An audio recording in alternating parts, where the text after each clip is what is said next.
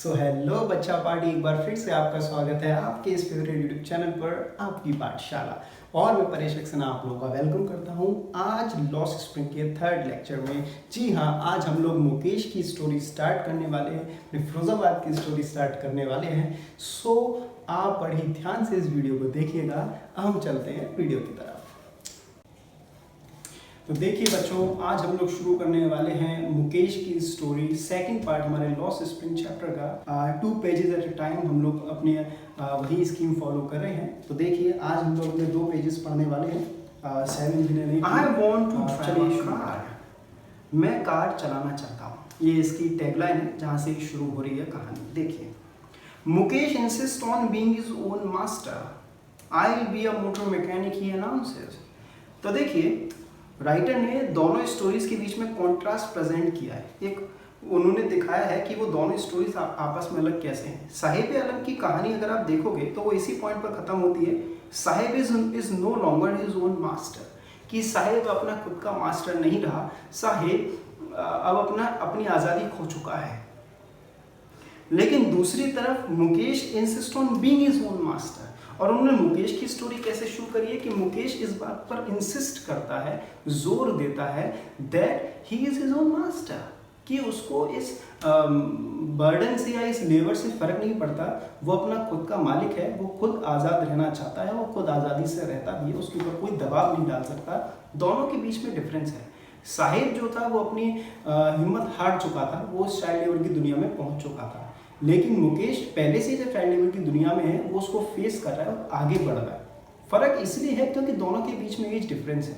Writer ने clearly mention नहीं किया है, लेकिन हम लोग इसको समझ सकते हैं कि साहिब जो था वो एज में काफ़ी छोटा था मुकेश से, इसीलिए उसके पास वो मैच्योरिटी नहीं थी जो मुकेश के पास है। मुकेश एज में बड़ा है और इसीलिए वो चीज़ों को क्लियरली ज़्यादा देख सकता है, और इसीलिए वो इस बात को बोलता है that I my own master, that I am my own master, कि वो मैं खुद का अपना मालिक हूँ और मुझे कोई दबा नहीं सकता और वो आज़ाद है।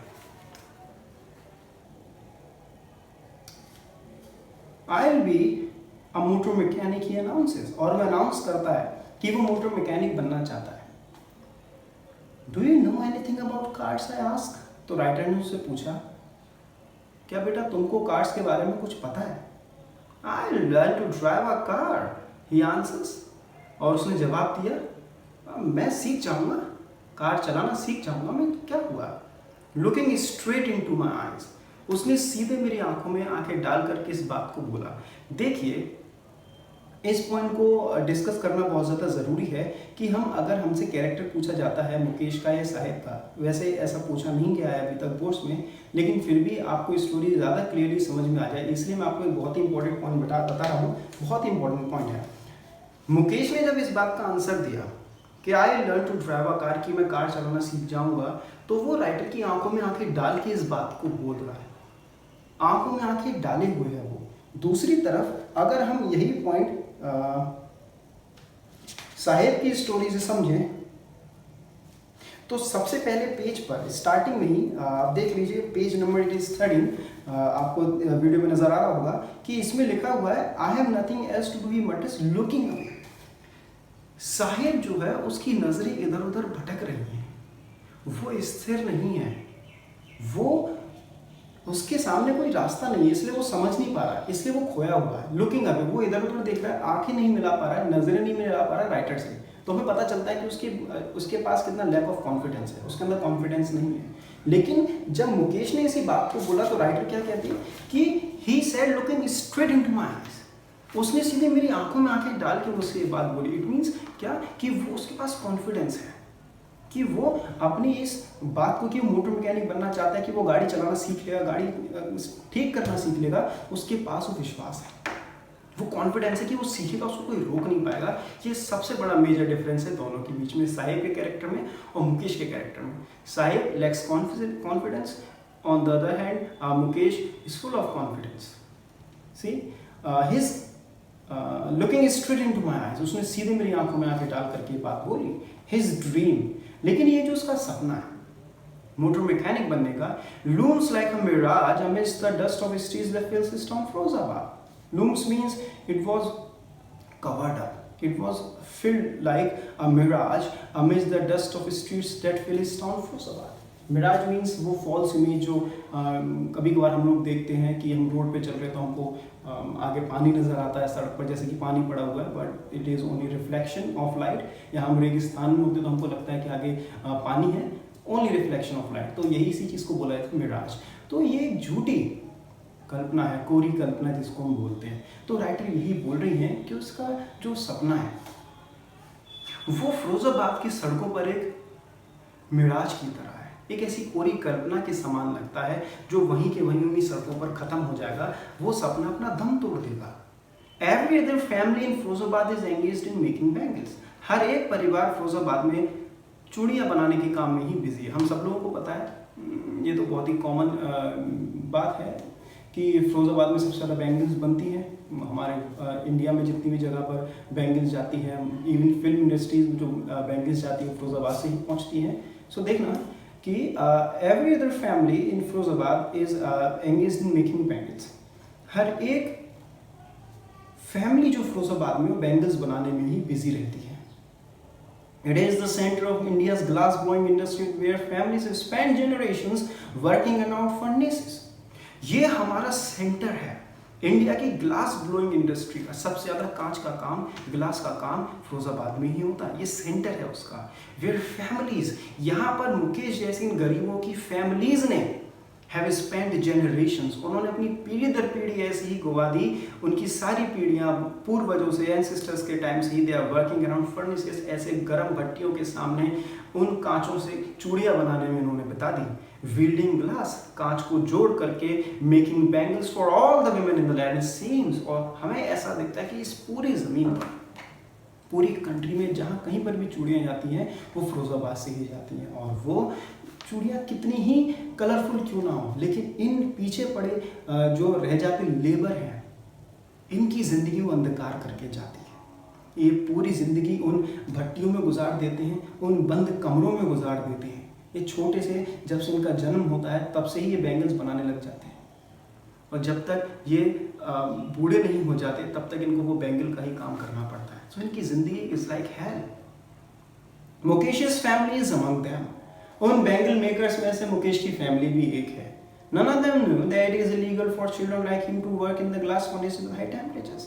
ये लोग इतने अनएजुकेटेड हैं, ये लोग इतने अनअवेयर हैं कि इनको नहीं पता मुकेश जैसे बच्चों के लिए, इन छोटे बच्चों के लिए फैक्ट्रीज में काम करना इलीगल है। जैसे हमारे इंडिया के गवर्नमेंट का रूल है, ये हम लोग 18 ईयर्स है वो उससे नीचे काम नहीं कर सकते।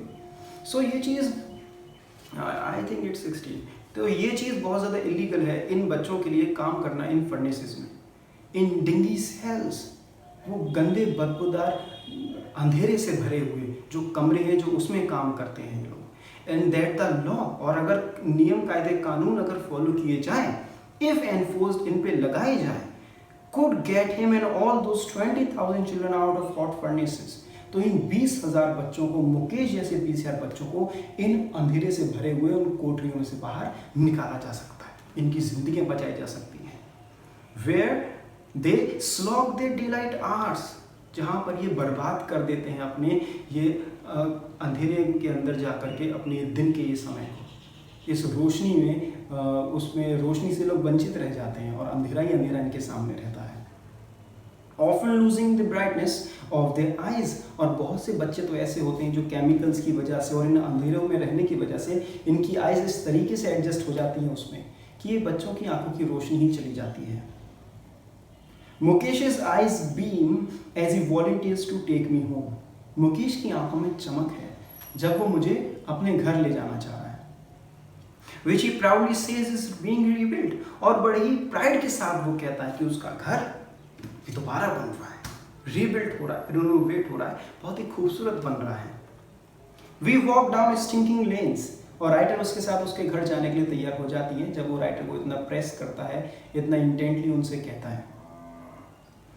We walk down stinking lanes choked with garbage, तो हम चल रहे हैं उन्हीं सड़कों पर स्टिंकिंग, वो बैड स्मेल्ड उन लेन्स में, लेन्स मीन्स उन गलियों में, चोक विद गार्बेज, वो सारी गलियां चोक हैं कूड़े करकट से।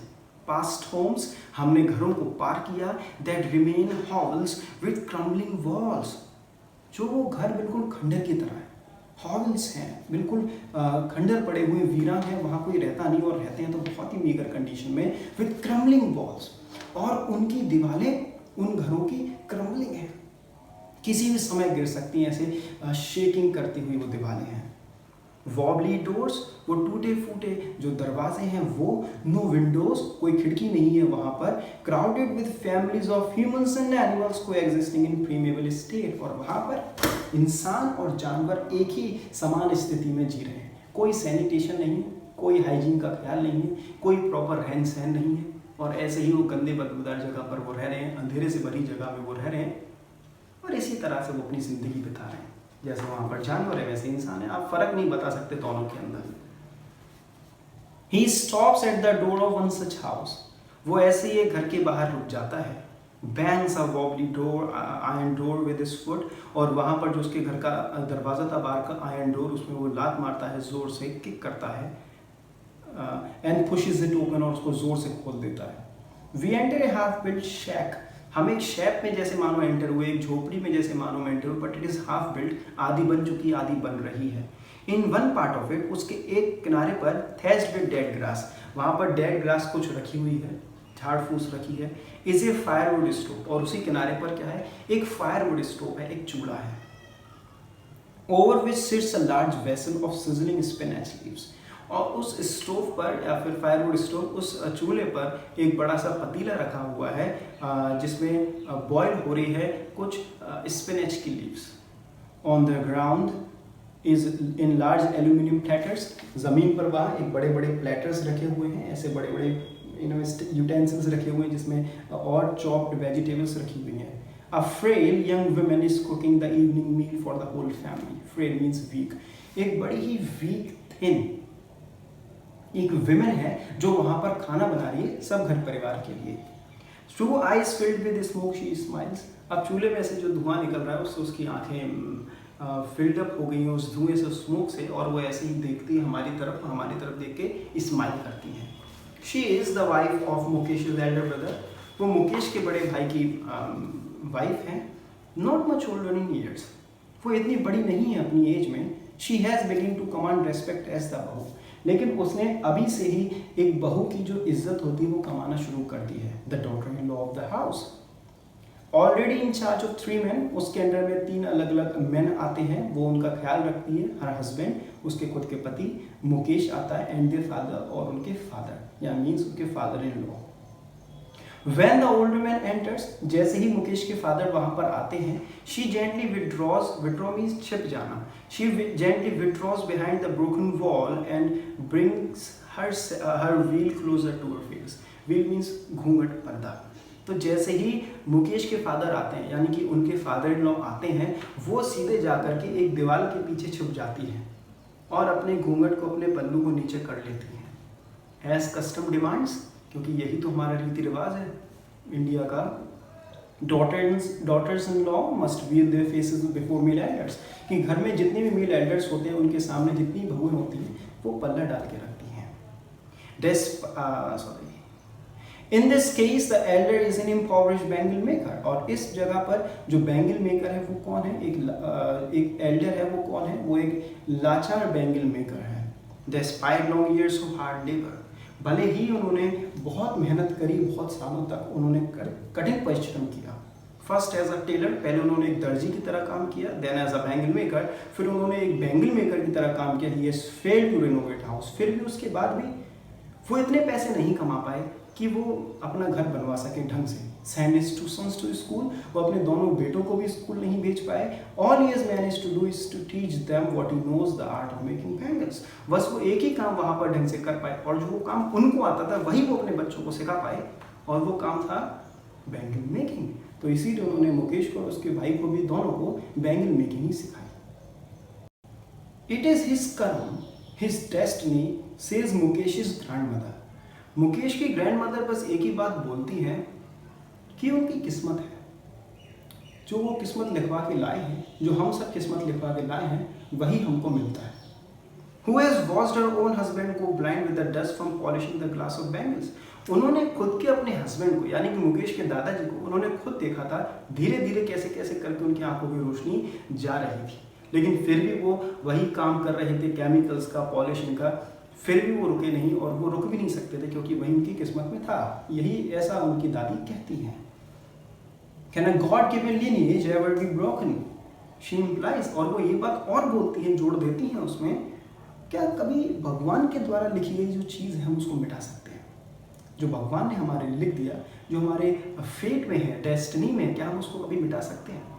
वो ऐसा बोलती हैं। तो देखिए ये इंपॉर्टेंट लाइन है और ये बोर्ड्स में काफ़ी बार आ भी चुकी है, आप इसको ध्यान से समझ लीजिएगा कि वो ऐसा क्यों बोल रही है। वो ऐसा इसलिए बोल रही है क्योंकि अब उनकी पूरी एज बीत चुकी है और इसलिए उन्होंने अपनी पूरी उस एक्सपीरियंस में यही एक चीज़ सीखी है कि भाई जैसा किस्मत में लिखा होता है वही होता है, हम चाहे कितने भी हाथ पैर मार लें, हम कितनी भी चीज़ें कर लें, ऐसा उनका मानना है। ओके, ऐसा आप लोगों को समझना, बस इस चैप्टर को लेकर समझना है, लाइफ को लेकर के नहीं। हमें मेहनत करते रहनी चाहिए और एक दिन हम अपनी किस्मत ही बदल सकते हैं। लेकिन उनका कहना क्या है, That a God-given lineage can never be broken, कि हम लोग कभी भी भगवान के द्वारा जो लिखी हुई चीज़ है उसको नहीं मिटा सकते। Born in the caste of bangle makers, they have seen nothing but bangles. अगर आप एक बार बैंगल मेकर्स की कास्ट में पैदा हो गए तो आप और कुछ नहीं देख सकते, सिर्फ बैंगल्स ही आपको देखने को मिलती है। In the house, in the yard, in every other house, in every other street in Firozabad, अपने घर में, अपने खुद के आंगन में, दूसरे के घर में, दूसरे के घर के आंगन में और हर एक स्ट्रीट में फिरोजाबाद की आपको बैंगल्स के अलावा और कुछ नहीं मिलेगा। Spirals of bangles, sunny gold, fairy green, royal blue, pink, purple, every color from all 7 colors of the rainbow, और हर एक कलर की आपको बैंगल्स मिलेगी। Spirals, spiral means is round circle, और हर एक कलर की आपको बैंगल्स मिलेंगी। You know, Sunny gold, ferry green, royal blue, pink, purple, every colour colours होता है रेनबो, और रेनबो में जितने भी कलर्स होते हैं उन हर एक उस कलर की आपको बैंगल मिलेंगी। लाइन माउंट्स इन अनकेम्प्ड यार्ड्स, माउंट्स मीन्स ढेर, अनकेम्प्ड यार्ड्स, उनके जो आंगन हैं, जो यार्ड्स हैं वो अनकेम्प्ड है, वो क्लियर अनक्लीन्ड है और वो ऐसे ही पड़े हुए, उनकी तरफ कोई ध्यान नहीं देता। डर्टी यार्ड्स में आपको ढेर लगी हुई वहां पर चूड़ियां ही दिखेंगी।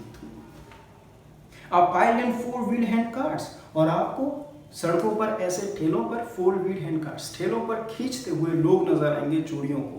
Along the narrow lanes of the shanty town, उस गंदगी से भरे हुए शहर की पतली पतली गलियों में भी आपको सिर्फ चूड़ियां ही दिखेंगी। In the dark hundreds, उस अंधेरे से भरी हुई झोपड़ियों में आपको चूड़ियां दिखेंगी। And next to lines of flames of flickering oil lamps, और टिमटिमाते हुए जो छोटे छोटे दीपक है, जो छोटे छोटे दिए हैं, लैम्प्स हैं, उनके साथ भी आपको बस चूड़ियां ही दिखेंगी। बच्चे देखेंगे छोटे छोटे काम करते हुए। Said boys and girls, उन अंधेरे से भरी हुई झोपड़ियों में भी बच्चे बैठे रहते हैं। With their fathers and mothers, अपने पेरेंट्स के साथ बैठे हुए रहते हैं। Welding pieces of coloured glass into circles of bangles, और वो सब वहां पर बैठ करके बैंगल्स के उन सर्कल्स को जोड़ते हैं, वो बैंगल्स बनाते हैं। बस that is why they often and up losing their eyesight because before they become adults, और इसीलिए बच्चों की आंखें अंधेरे में इतनी ज्यादा एडजस्ट हो जाती हैं, वजह वो चाले के कि बच्चे अपने एडल्टहुड में भी नहीं आ पाते, कि अपनी टीनेज पर ही अपनी आंखों की रोशनी खो देते हैं। तो देखिए आज तो हम लोग यहीं तक पढ़ रहे हैं, ये हमारे 2 पेजेस आज से कंप्लीट हो गए हैं, एंड आई होप आपको ये समझ में आ गए होंगे। देखिए ये स्टोरी हमको यही एक चीज़ बताती है मुकेश की, कि फिरोजाबाद की हालत इतनी ज़्यादा पैथेटिक है कि ये बच्चे वहाँ पर, अब देखिए बड़े जो हैं सो हैं, लेकिन सबसे मेन है बच्चों का। ये बच्चे बचपन से ही उस काम में झोंक दिए जाते हैं जिसके लिए वो अनकस्टम्ड है, जिसके लिए उनकी हैबिट नहीं है, हैबिचुअल नहीं है, और वो उसका कुछ कर भी नहीं सकते। उनको वो करना है और उसी को करते हुए आगे बढ़ते हैं, और अंधेरों में इतना रहते हैं कि उजाले से उनको नफरत हो जाती है। उजाला उनको समझ में आता नहीं है, और जब तक उनको उजाला समझ में आता है तब तक बहुत देर हो जाती है, और उनकी आंखों की रोशनी अक्सर बहुत से लोग बच्चों की चली भी जाती है। तो ये बहुत ही बुरी ज़िंदगी जीते हैं, और हम कैसे उनकी ज़िंदगी में बदलाव ला सकते हैं, या फिर कैसे उनकी ज़िंदगी में बदलाव आएगा, ये हम इस स्टोरी में पढ़ेंगे आगे। बहुत ही इंटरेस्टिंग स्टोरी होने वाली है। जो हमारा कल का लेक्चर होगा लास्ट इस स्टोरी का, बहुत ही इंटरेस्टिंग है। राइटर ने बहुत कुछ हमको सिखाना चाहा, इसीलिए तब तक आप, नेक्स्ट वीडियो नहीं आती है तब तक आप चैनल के साथ बने रहिए, वीडियो से स्टडी करते रहिए। हम जल्दी मिलते हैं अपने नेक्स्ट वीडियो में। लाइक, शेयर एंड सब्सक्राइब और कमेंट कर दीजिए अगर आपको कोई भी दिक्कत है तो। और आप जितना हो सके उतना शेयर करिए वीडियो को। हम मिलते हैं अपनी नेक्स्ट वीडियो में।